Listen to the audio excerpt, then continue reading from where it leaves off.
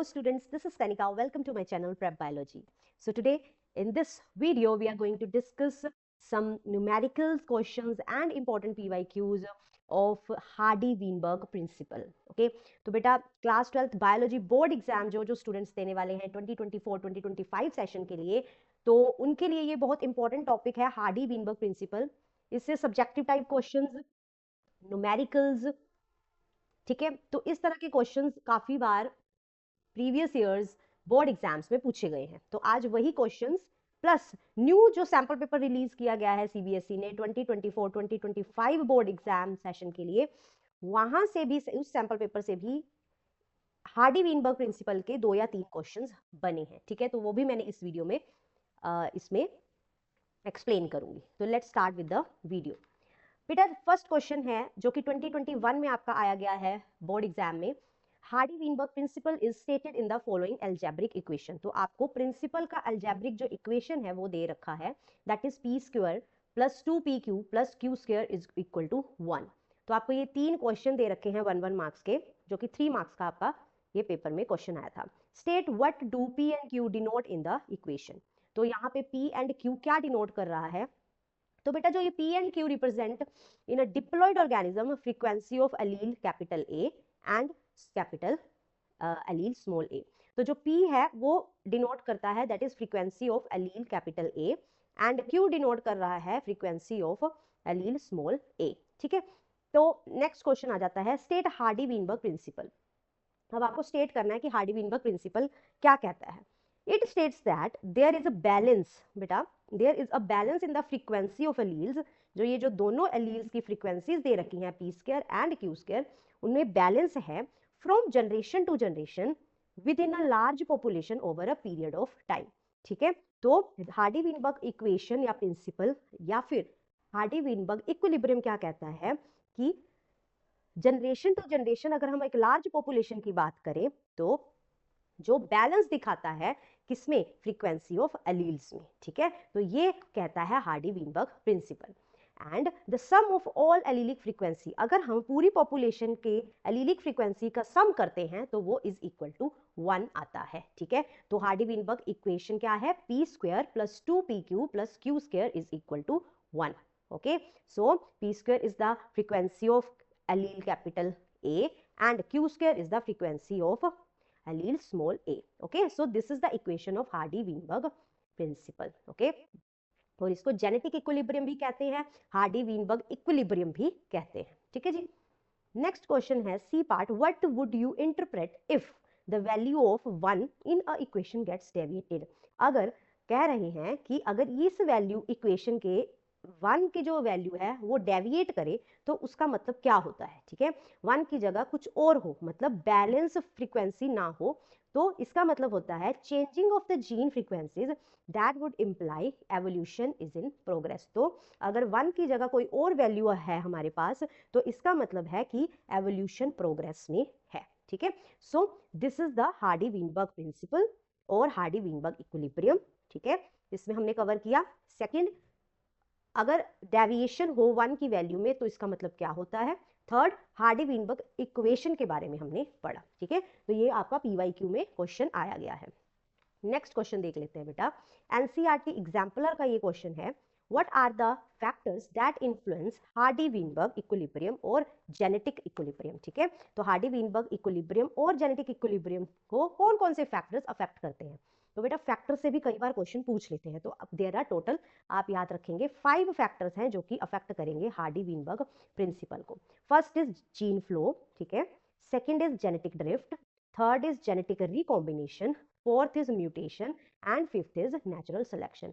तो ये 5 फैक्टर्स हैं जो कि अफेक्ट करते हैं हार्डी-वीनबर्ग इक्विलिब्रियम को। ठीक है जी, नेक्स्ट क्वेश्चन आ जाता है न्यूमेरिकल्स। ठीक है, तो हार्डी-वीनबर्ग इक्वेशन आपने याद रखनी है, p plus q is equal to 1। That means p square plus 2pq plus q square is equal to 1। ठीक है, p स्क्वायर क्या है? Frequency of capital A allele है। q स्क्वायर क्या है? Frequency of small a। ठीक है, p square क्या डिनोट करता है? Homozygous dominant individual. ठीक है, होमो मतलब सेम एंड डोमिनेंट इंडिविजुअल को ये डिनोट करता है। q स्क्वायर होमोजाइगस तो है बट कौन से एलील को? रिसेसिव एलील को, दैट इज स्मॉल a को डिनोट करेगा। एंड जो 2pq है वो क्या करेगा, हिट्रोजाइगस, मतलब दो डिफरेंट एलील्स जिसमें होते हैं हिट्रोजाइगस इंडिविजुअल को डिनोट करेगा। तो ये आपने अभी याद रखना है, ठीक है जी। अब न्यूमेरिकल देख लेते हैं जो कि आपका 2023 में आया गया है। The question is, at a particular locus, the frequency of allele A is 0.8. So we have given frequency of allele A, capital A. तो capital A का allele जो है that is P is given, that is 0.8, and allele small a is 0.2, ठीक है। तो recessive allele की frequency Q दे रखा है हमें, that is 0.2. What would be the frequency of heterozygotes in a random meeting? तो हमें क्या निकालना है, heterozygotes की फ्रीक्वेंसी। heterozygotes मैंने अभी आपको बताया 2pq denotes the heterozygous individual, तो हमें 2pq की वैल्यू हमें निकालनी होगी, ठीक है जी। तो we have the equation p square plus 2pq plus q square is equal to 1। हमें heterozygous निकालना है तो 2pq हम ले लेंगे, 2p की वैल्यू और q की वैल्यू हमें गिवन है, तो 2 इंटू p की वैल्यू क्या है 0.8 एंड q की वैल्यू क्या है 0.2। तो जब हम 2pq इसको मल्टीप्लाई करेंगे तो हमारे पास वैल्यू आ जाती है 0.32। Okay, so yes, it follows the p square plus 2pq plus q square is equal to 1. I hope this question is clear to you all. Okay, so heterozygous जब हमें दे मतलब निकालना हो तो 2pq की हमें वैल्यू निकालनी होगी, ठीक है। So this is the question. Next question देखते हैं। In a certain population, ये भी बेटा NCERT एग्जाम्पलर का क्वेश्चन है आपका। In a certain population, the frequency of 3 genotypes, तो हमें फ्रीक्वेंसी दे रखी है 3 जीनोटाइप्स की, genotypes capital BB, genotypes capital B small b and genotype small b। Capital BB मतलब ये क्या है, P गिवन है, ठीक है। कैपिटल B स्मॉल b मतलब ये हिट्रोजाइगस की है, स्मॉल b मतलब ये होमोजाइगस रिसेसिव की है, ठीक है, that is small q। Frequency हमें इसमें बेटा इसमें परसेंटेज की फॉर्म में दे रखी है, तो अभी देखना आप कैसे हम क्वेश्चन करेंगे। फ्रीक्वेंसी कैपिटल B की दे रखी है 22%, कैपिटल B स्मॉल b की दे रखी है 62% एंड स्मॉल b की दे रखी है 16%। What is likely frequency of capital B and small b alleles, तो हमें फ्रीक्वेंसीज निकालनी है किसकी, कैपिटल B की एंड स्मॉल b की, ठीक है। तो हमें गिवन क्या है, हमें गिवन है परसेंटेज में फ्रीक्वेंसी, ठीक है। परसेंटेज में फ्रीक्वेंसी हमारे पास किसकी गिवन है, जीनोटाइप्स की गिवन है, बट हमें किसकी, capital B and small b की निकालनी है फ्रीक्वेंसी, ठीक है। तो जब हमें कैपिटल B, सपोज हमें कैपिटल B की फ्रीक्वेंसी निकालनी है, तो इसका बेटा एक फॉर्मूला है, दैट इज जो हमें परसेंटेज दे रखी है किसकी, कैपिटल B की इंटू 1/2, ठीक है, 1/2 कैपिटल B स्मॉल b की परसेंटेज, ठीक है।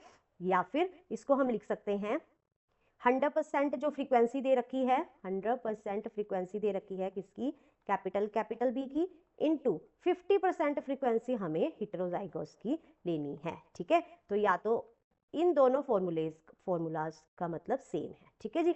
तो देखते हैं, तो फ्रीक्वेंसी ऑफ कैपिटल B निकालेंगे सबसे पहले, तो हमारे पास हम ऐसे भी कर सकते हैं 100% हर परसेंटेज जो हमारे पास गिवन है कैपिटल B की क्या है 22 into 1/2 into capital B small b की परसेंटेज 62 है, 62, ठीक है।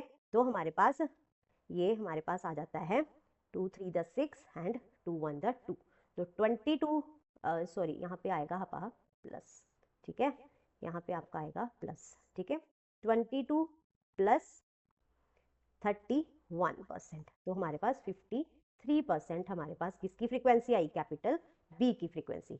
तो जिसकी हमें फ्रीक्वेंसी चाहिए, ठीक है, उसकी हमने पूरी की पूरी जो परसेंटेज ले लेनी है, प्लस 1/2 मतलब 50% हमने आधी फ्रीक्वेंसी किसकी लेनी है, हिटेरोजाइगस की, ठीक है। तो हमारे पास यहाँ पे 53% आ गया। तो अगर हम ये वाला फॉर्मूला यूज करते हैं 100% BB मतलब 22 हमने पूरा ले लिया यहाँ पे, प्लस 50% आधा ले लिया किसका, हिटेरोजाइगस का, 62 का आधा क्या हुआ 31, तो हमारे पास 53% अलील का हमारे पास फ्रीक्वेंसी ऑफ कैपिटल B आ गया। अब ऐसे ही फ्रीक्वेंसी ऑफ स्मॉल b निकाल लेंगे, स्मॉल b का हम ले लेंगे कितना है 16% प्लस 1/2 किसका कर देंगे, 50% किसका लेंगे, हिट्रोजाइगस का, दैट इज 62/2 इज 31%, तो 47% हमारे पास आंसर आ जाता है। आई होप अगर परसेंटेज के रिलेटेड इस तरह से क्वेश्चन दे रखे हैं तो आपको इस तरह से निकालना होगा, ठीक है। Okay, so this is, I hope this is clear to you all. Next question बेटा देख लेते हैं। ये भी आपका सीबीएसई सैंपल पेपर से क्वेश्चन ले रखा है। A population is in genetic equilibrium, that is Hardy Weinberg equilibrium for a gene with 2 alleles, ठीक है। If the frequency of dominant allele, capital A की फ्रीक्वेंसी 0.6 दे रखी है, तो आपको किसकी निकालनी है? कैपिटल ए स्मॉल ए, मतलब हिट्रोजाइगस की निकालनी है। अगर हमारे पास capital A that is P हमें गिवन है 0.6, तो हमें पता है P plus Q is equal to 1, ठीक है। P की वैल्यू डाल देंगे 0.6 plus Q is equal to 1, Q की वैल्यू निकालेंगे 1 माइनस, उधर जाके ये माइनस में हो जाएगा 0.6, Q की वैल्यू आ गई हमारे पास 0.4, ठीक है। तो अब P की वैल्यू पता है, Q की वैल्यू पता है, तो इजीली हमें ये निकल जाएगा, that is heterozygous genotypes of capital A small A. Heterozygous निकालना है, हिट्रोजाइगस निकालना मतलब हमें 2PQ निकालना होगा। तो 2PQ मतलब 2 इंटू 0.6 P की वैल्यू, 0.4 अभी निकाली Q की value, then we have the frequency of genotype 2PQ is equal to 0.8, answer is 0.8, ठीक है। तो हिट्रोजाइगस ही निकालना था हमने, 0.8 आ जाता है, ठीक है जी। So these are the some of the questions including NCERT, PYQs, NCERT exemplars. Okay, so बेटा अब जो 2 क्वेश्चन नेक्स्ट आएंगे वो आपके न्यू सैंपल पेपर के होंगे, ठीक है। तो आप इसको अच्छे से देखेंगे। Question is assuming that within a population of beetles की population दे रखी है where Hardy-Weinberg conditions are met, the color black, capital B, color black है एक, that is dominant, ठीक है। ये क्या है? dominant, लिख लेते हैं हम dominant है। and red color क्या कर रहा है? recessive, ये जो red है that is recessive, ठीक है, recessive। तो इसका जो हमारे पास वो होगा allele that is small b, ठीक है। it denotes the dominant that is black and it denotes the recessive that is red, ठीक है जी। अब बेटा गिवन क्या है? 40% of all beetles are red, तो हमें परसेंटेज दे रखी है क्या?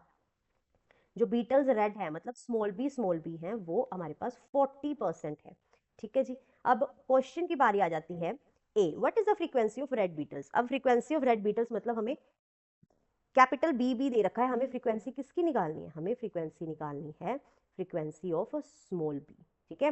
तो परसेंटेज में दे रखा है ये 40%, तो इसको कैसे सॉल्व करेंगे? Let's see.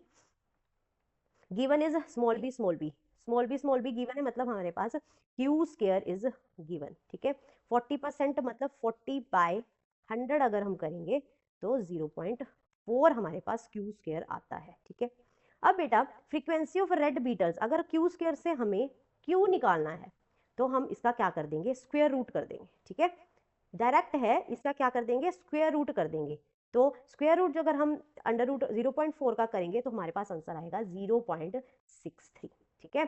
तो डायरेक्ट हमारे पास frequency of red beetles that is Q की वैल्यू निकल जाएगी, दैट इज 0.63, ठीक है। I hope this is clear to you all. Next question आ जाता है, calculate is the percentage of the beetles in a population that are heterozygous. Heterozygous का मतलब है हमें क्या निकालना होगा? 2PQ निकालना होगा, ठीक है। तो P की वैल्यू हमारे पास, P की वैल्यू हमें we know P plus Q is equal to 1, हमारे पास क्या है? Q की वैल्यू है दैट इज 0.63 जो हमने अभी निकाली। तो हम P की वैल्यू निकालेंगे, 1 माइनस 0.63 इज इक्वल टू 0.37, तो ये हमारे पास P की वैल्यू 0.37 आ जाती है। तो हमें हिट्रोजाइगस निकालना है मतलब 2PQ निकालना है। 2 इंटू P की वैल्यू क्या है? 0.37 एंड Q की वैल्यू क्या है? 0.63, तो हमारे पास आंसर आ जाता है heterozygous that is 0.47। I hope this is clear to you all, ठीक है जी। तो ये ए पार्ट और बी पार्ट के हमने क्वेश्चन कर लिए। नेक्स्ट बेटा आता है इसी का ही जो पार्ट है that is C and D. C क्या कह रहा है? What is the frequency of homozygous dominant individual. Frequency किसकी निकालनी है? Homozygous dominant. तो हमें पता है P square plus 2PQ plus Q square is equal to 1। Homozygous dominant मतलब पी स्क्वायर निकालना है, ठीक है जी। तो पी की वैल्यू हमें पता है 0.37, इसका जस्ट हम क्या कर देंगे? स्क्वायर कर देंगे, तो हमारे पास आ जाएगा 0.14। तो ये हमारे पास आंसर आ गया। I hope this is clear to you all. Next last part आता है, assuming that Hardy-Weinberg conditions are met in a beetles population consisting of total कितनी beetles हैं, 1500 beetles हैं. How many beetles would you expect to be black and red? तो बेटा अगर हमारे पास total 1500 beetles हैं तो आपको बतानी है कि 1500 में से कितनी ब्लैक हैं एंड कितनी क्या है, रेड है. ठीक है, ब्लैक है एंड कितनी रेड है. तो 1500 टोटल है तो 40% हमें कितनी क्या दे रखा है उसमें, रेड पॉपुलेशन, रेड बीटल्स. तो 1500 का हम क्या करेंगे, 40% करेंगे. 40 डिवाइडेड बाय 100, 0 0 0 0. तो हमारे पास ये कितनी आ जाती हैं, हमारे पास आ जाती हैं 600 बीटल्स जो आती हैं, दैट इज ऑफ कितनी, रेड. ठीक है, अब 1500 में से रेड बीटल्स होंगी 600. अब बाकी जितनी बची, मतलब 1500 में से हम माइनस कर देंगे 600, तो हमारे पास 900 जो बची वो है गई हमारे पास ब्लैक बीटल्स. ठीक है, आई होप आपको ये पता लगा होगा कि किस तरह से क्वेश्चन पूछे गए हैं एग्जाम में और किस तरह के क्वेश्चंस हार्डी-वीनबर्ग प्रिंसिपल के बनते हैं. तो एक ये सैंपल पेपर का जो ये क्वेश्चन था, तो I hope this is clear to you all. Okay, next बेटा ये जो क्वेश्चन मैंने ले रखा है ये आपके कंपिटेंसी बेस्ड जो सीबीएसई की वेबसाइट में हैंडबुक्स डलती हैं कंपिटेंसी बेस्ड क्वेश्चंस की, उसमें से ये क्वेश्चन लिया गया है. ठीक है जी, देखिए क्वेश्चन क्या है. A population of a peppered moth की पॉपुलेशन हार्डी-वीनबर्ग इक्विलिब्रियम में है. ठीक है, capital A allele for dark coloured wings, capital A जो है वो डार्क कलर की विंग्स होंगी, उसमें dark wings. And small a जो विंग्स हैं that is light coloured wings, कि ये लाइट कलर विंग होगी, लाइट विंग्स होगी. ठीक है, तो आपको बेटा फ्रीक्वेंसी ऑफ होमोजाइगस डोमिनेंट आपको दे रखा है दैट इज 0.36. होमोजाइगस डोमिनेंट मतलब पी स्क्वायर दे रखा है 0.36. अब बेटा ये तीन आपके पार्ट्स हैं जो आपको सॉल्व करने हैं. Next is calculate frequency of capital allele capital ए. तो कैपिटल ए की हमें पॉपुलेशन निकालनी है, तो पी स्क्वायर गिवन है, हमें पी स्क्वायर गिवन है दैट इज 0.36. तो हम इसका जस्ट क्या कर देंगे, स्क्वायर रूट कर देंगे और हमारे पास एलील ए की क्या आ जाएगी, फ्रीक्वेंसी आ जाएगी. अगर हम 0.36 का स्क्वायर रूट करते हैं तो डायरेक्ट हमारे पास 0.6 हमारे पास पी की वैल्यू आ जाएगी, that is frequency of capital A. ठीक है, नेक्स्ट इज एलील स्मॉल ए की पॉपुलेशन निकालनी है. तो अगर पी हमारे पास निकल गया है तो हम p plus Q is equal to 1 से निकाल सकते हैं. p plus Q is equal to 1 मतलब p की वैल्यू हमारे पास 0.6 है, q की वैल्यू निकालनी है 1, q 1 minus 0.6 that is 0.4. q की वैल्यू भी आ गई, इजी. ठीक है, लास्ट जो पार्ट है बेटा इसका आंसर आप बताओगे frequency of heterozygous individual. C part का आंसर आप कमेंट बॉक्स में बताओगे कि क्या फ्रीक्वेंसी होगी हेटेरोजाइगस इंडिविजुअल की. ठीक है, तो this is the last question of this video. ठीक है, हार्डी-वीनबर्ग इक्वेशन के बारे में पढ़ा, हार्डी-वीनबर्ग प्रिंसिपल क्या स्टेट करता है, कौन कौन से फैक्टर्स अफेक्ट करते हैं, यहाँ से क्वेश्चन बनते हैं, और different kinds of numericals, direct numerical भी आते हैं, इनडायरेक्ट न्यूमेरिकल्स भी कैसे हम सॉल्व कर सकते हैं. तो मैंने ये यहाँ पे हर तरह के जो क्वेश्चन हार्डी-वीनबर्ग प्रिंसिपल के बनते हैं वो यहाँ पे बनाए. ठीक है, this is all about today's video. बेटा अगर आप 2024 बोर्ड एग्जाम बायोलॉजी का देने वाले हैं तो आप इस चैनल को सब्सक्राइब कर सकते हैं. इसमें आपको बायोलॉजी के रिलेटेड जो बोर्ड एग्जाम के रिलेटेड सारा कंटेंट मिल जाएगा चैनल पे. प्लेलिस्ट अलग से चैप्टर वाइज बना रखी हैं. अगर आप PYQs इंपॉर्टेंट PYQs की प्रैक्टिस करना चाहते हैं इंक्लूडिंग न्यू सैम्पल पेपर, तो वो भी आपका यहाँ पे मैं स्क्रीन पे आपको प्लेलिस्ट शो कर दूंगी, वहां से आप लिंक से PYQs की प्रैक्टिस कर सकते हैं including MCQs, case studies etcetera. This is all about today's video. If you like this lecture, like, share and subscribe my channel that is Prep Biology. Follow for more. Thank you.